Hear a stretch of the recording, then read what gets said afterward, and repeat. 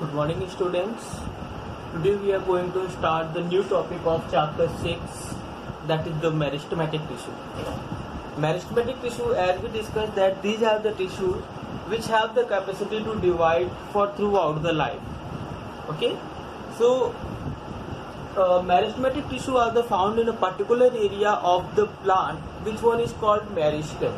Okay, the part of the plant where these meristematic tissues, means the dividing tissues, are found, it's called meristem. Now there are certain characters of the meristematic tissues through which they can be identified. The meristematic tissues are living and thin walled. The meristematic tissues are living and thin walled, means their cell wall is quite more thinner, as well as they are living. As you know that some of the tissues are dead, but the meristematic tissues are always alive. Secondly, their cytoplasm on the nucleoplasm, that is, as a whole, their protoplasm. Protoplasm means the combination of the cytoplasm and nucleoplasm, which is not separated from each other. Okay, then it is called protoplasm, is dense. Normal cell का जो cytoplasm होता है वो comparatively काफ़ी ज़्यादा lighter होता है, but इनका काफ़ी ज़्यादा क्या होता है, डेंसर होता है. ठीक है, देन इनका जो वैक्यूल्स कुछ हो सकता है या शायद वो एब्सेंट भी हो, और वो अगर प्रेजेंट है तो वो स्मॉलर साइज का होगा.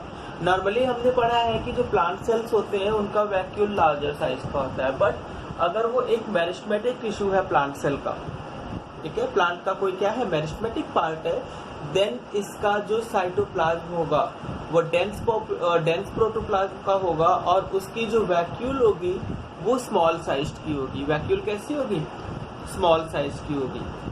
ठीक है, देन सेल जो है कि स्फेरिकल, ओवल या पॉलीगोनल शेप में हो सकते हैं. स्फेरिकल यानी कि स्फीयर लाइक, ओवल यानी कि एग लाइक, और पॉलीगोनल यानी कि मल्टीपल स्ट्रक्चर, जस्ट लाइक इस तरीके से, या फिर हेक्सागोनल या फिर पेंटागोनल, किसी भी टाइप की सेल्स, उसका depending upon the type of cells, वो सेल्स अलग अलग हो सकता है.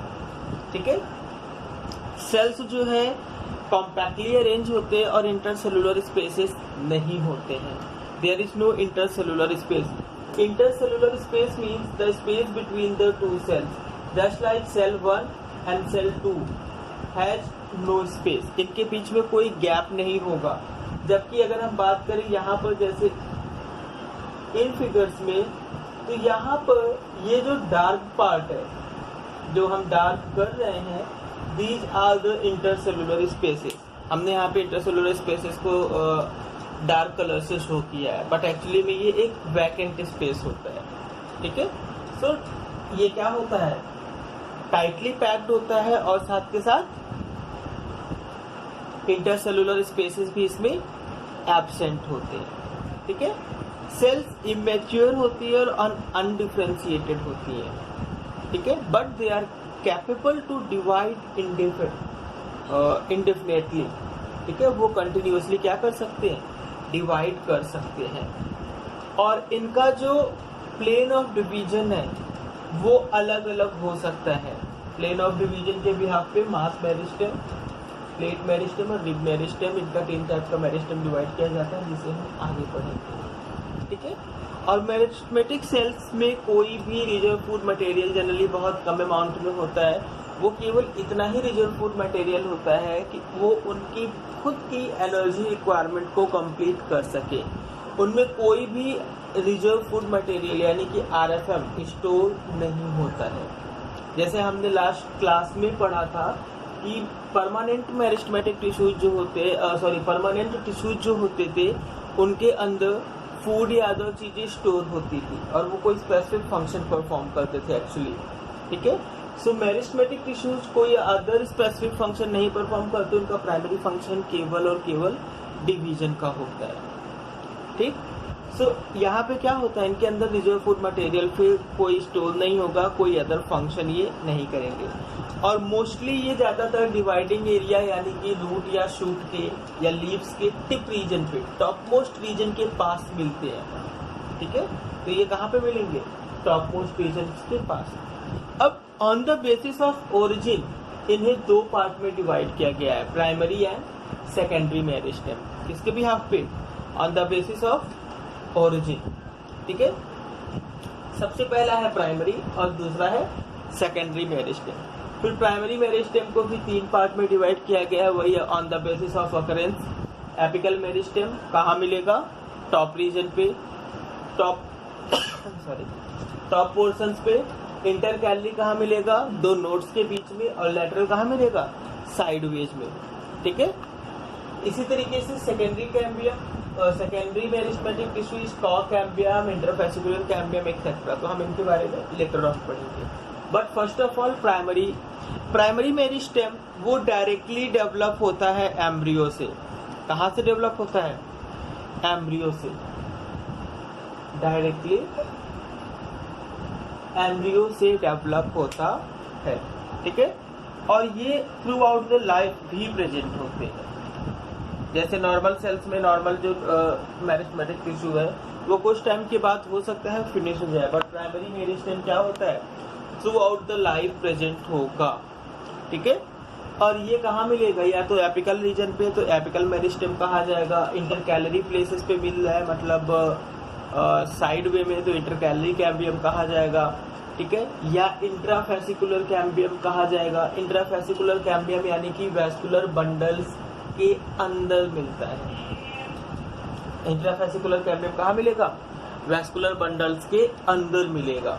ठीक है। और इंटरफेसिकुलर कैम्बियम वो वैस्कुलर बंडल्स के बीच में मिलेगा। 2 वैस्कुलर बंडल्स होंगे, उनके बीच वाले स्पेस में जो कैम्बियम मिलेगा वो हमारा इंटरफेसिकुलर कैम्बियम होगा। इंट्रा और इंटर दोनों ही फेसिकुलर कैम्बियम्स का जो मेन फंक्शन है वो डिवीजन में हेल्प करता है। इसमें हेल्प करता है, ठीक है, डिवीजन में हेल्प करता है, ग्रोथ में हेल्प करता है। सो अब जो प्राइमरी ग्रोथ के लिए रिस्पॉन्सिबल होता है प्राइमरी कैम्बियम, या प्राइमरी जो है कि हमारा मेरिस्टेमेटिक टिश्यू, जिसकी वजह से प्लांट की नॉर्मल ग्रोथ होती है। देन आता है secondary meristem. Secondary meristem is actually responsible for the secondary growth and these are form by the permanent cells. ठीक है, जो कि रीडिफ्रेंसिएशन से फॉर्म होते हैं। किससे फॉर्म होते हैं? रीडिफ्रेंसिएशन से। सबसे पहले तो हम समझते हैं डिफ्रेंसिएशन। ठीक है, डिफ्रेंसिएशन का मतलब है कि जो टिश्यू फॉर्म हुआ था उसका वर्क का डिवीजन हुआ, तो वो हो गया differentiation. That the tissue is going to work as the meristematic tissue और as a permanent tissue. In case of permanent tissue it is going to work as the forever as a xylem, phloem or something else. So these are the part of permanent tissue. ठीक है, so ये हो गया हमारा differentiation. Then redifferentiation. अब xylem की तरह work कर रहा है, बट जाइलम में किसकी तरफ वर्क कर रहा है? वो पैरेन्काइमा की तरफ वर्क कर रहा है, कॉलेनकाइमा की तरह है, या कॉलेनकाइमा के अलावा है तो कॉलेनकाइमेटस सेल या पैरेन्काइमेटस सेल, बट फंक्शन थोड़ा अलग है, तो वो हो गया हमारा redifferentiation. So in case of secondary meristematic tissues are formed by the redifferentiation of the primary meristematic tissue. ठीक है, like core cambium, interfascicular cambium, etc. Now the meristematic tissue is based on the plane of the cell division. Plane of the cell division means जो cell है वो horizontally divide हो रही है, या फिर वो सेल वर्टिकली एक ही प्लेन पे डिवाइड हो रही है, 90 डिग्री फॉर्म करके डिवाइड हो रही है, या दोनों ही तरफ डिवाइड हो रही है केवल 2 प्लेन्स में इस तरीके से, या फिर वो ऑल डायरेक्शंस में लगभग डिवाइड हो रही है। इसके बिहाफ पे हमारा ये क्या है? डिवीजन है। ठीक है, इस टाइप से कि वो सेल बिल्कुल एक ही प्लेन में डिवाइड हो रही है, 2 प्लेन में डिवाइड हो रही है, या मोर देन 1 प्लेन में, यानी कि एक स्फीयर लाइक स्ट्रक्चर सा फॉर्म करते हुए डिवाइड हो रहा है। The first one is the mass meristem. Which one? The mass meristem. Mass meristem की जो सेल्स होती हैं वो ऑल प्लेन्स में डिवाइड करती है। मास मेरिस्टेम की सेल्स क्या होती है? ऑल प्लेन्स में डिवाइड करती है, जिससे कि वॉल्यूम इंक्रीज होता है। क्या इंक्रीज होता है? वॉल्यूम इंक्रीज करता है।